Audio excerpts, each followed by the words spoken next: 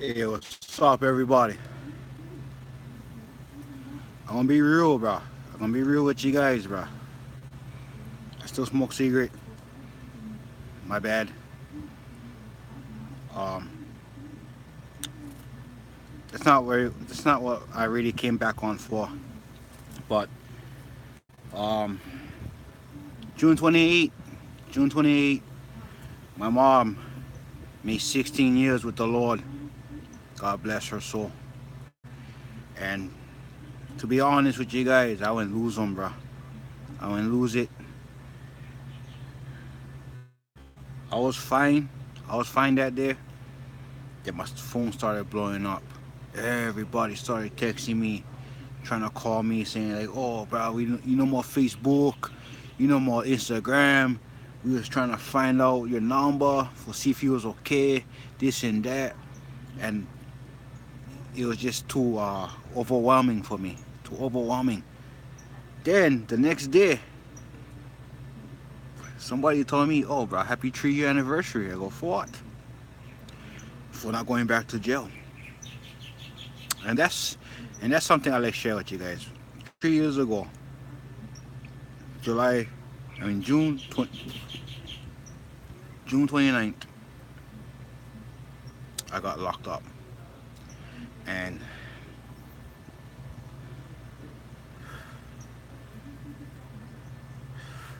I even told my grandma a long time ago I will never go back to jail.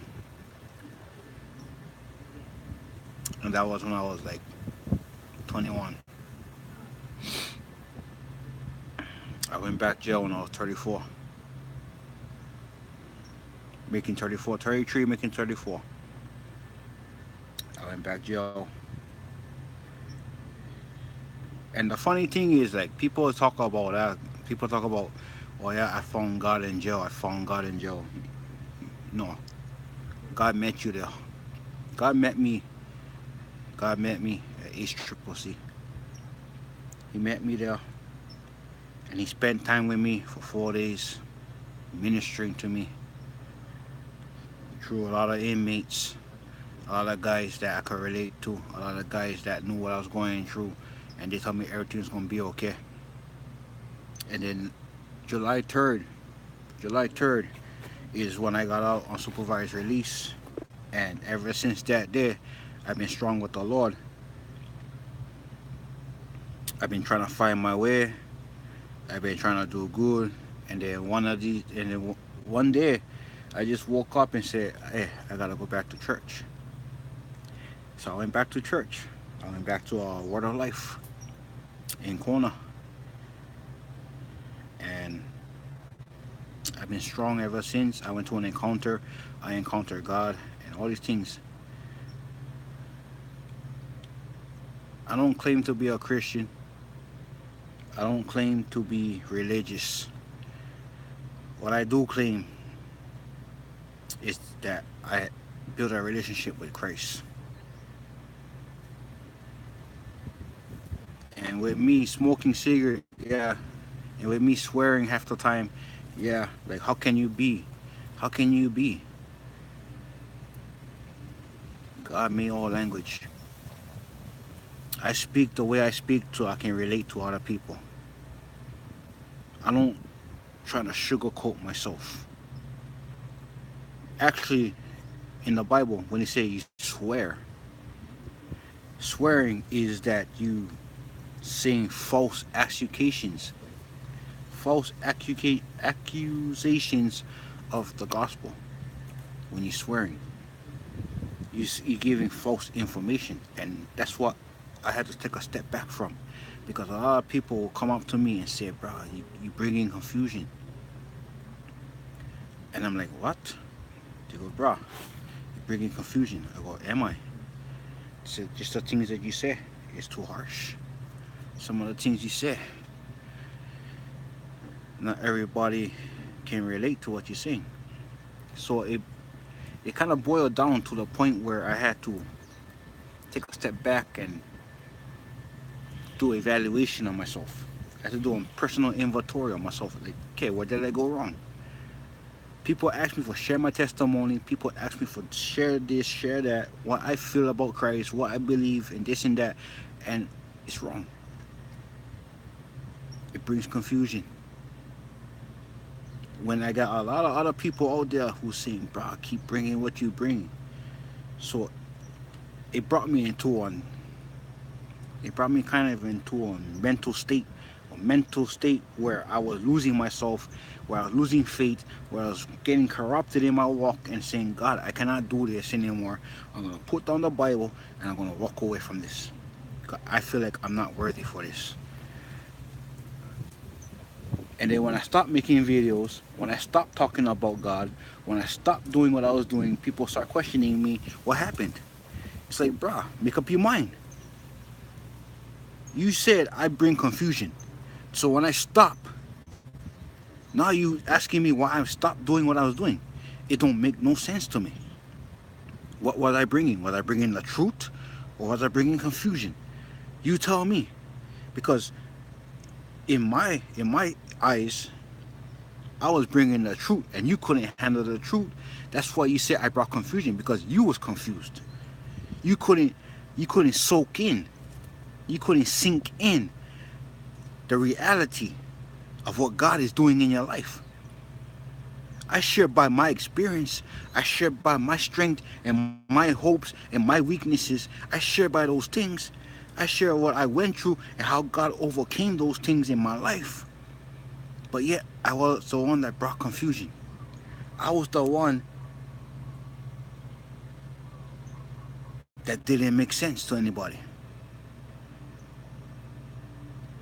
And it brought me to a depressing stage where I said, God, I quit. And God said, no, I ain't done. I'm just getting started with you.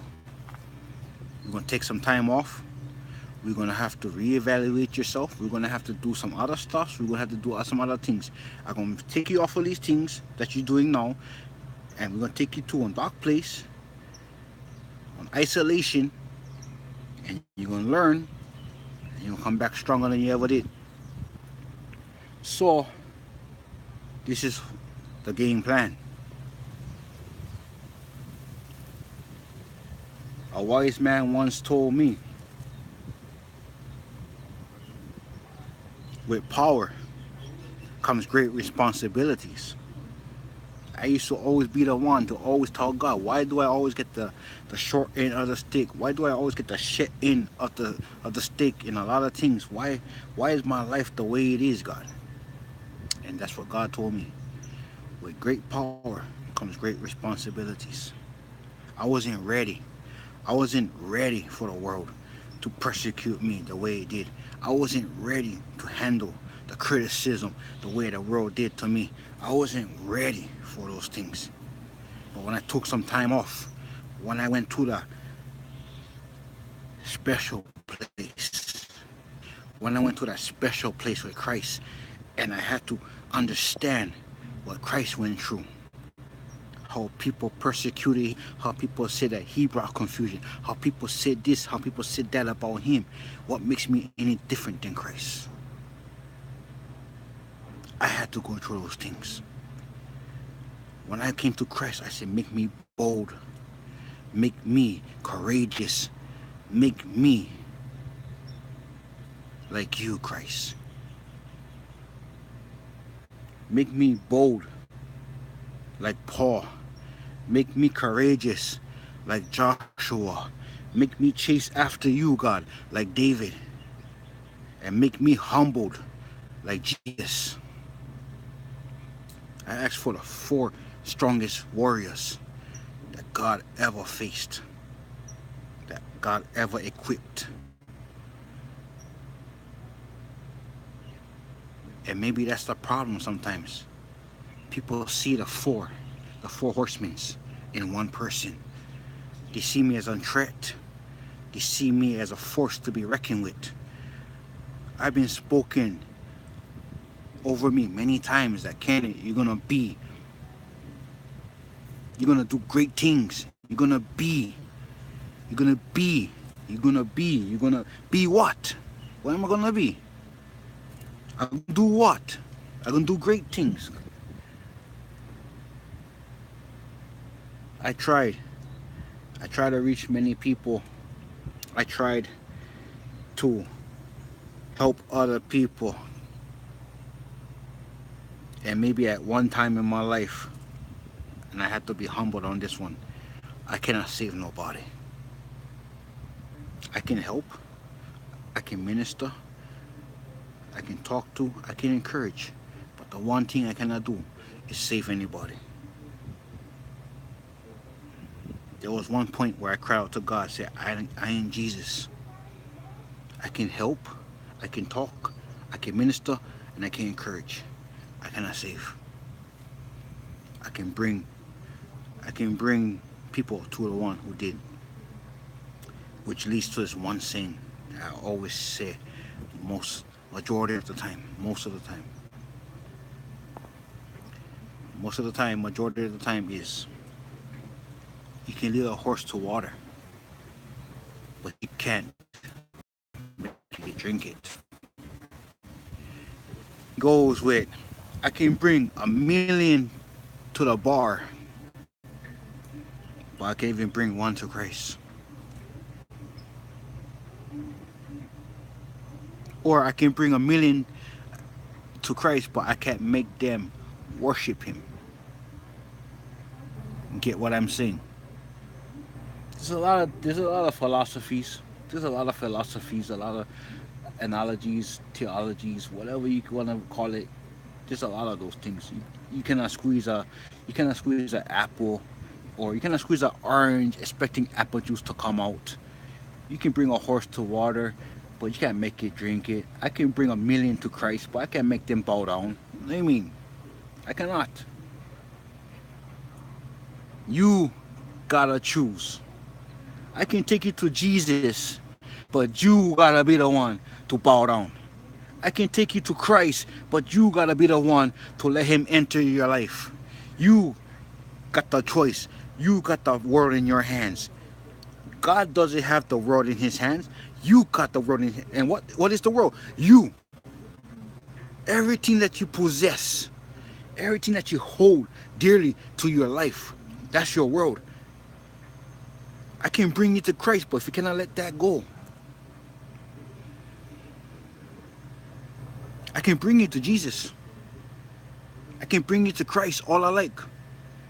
But if you're not ready to let go of what the world has in store for you,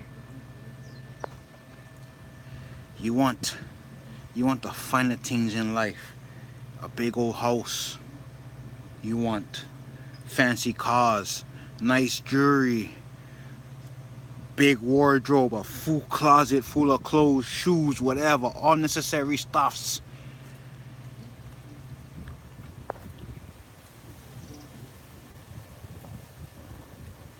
That's your choice. That's your choice. But I'm done. I say what I had to say.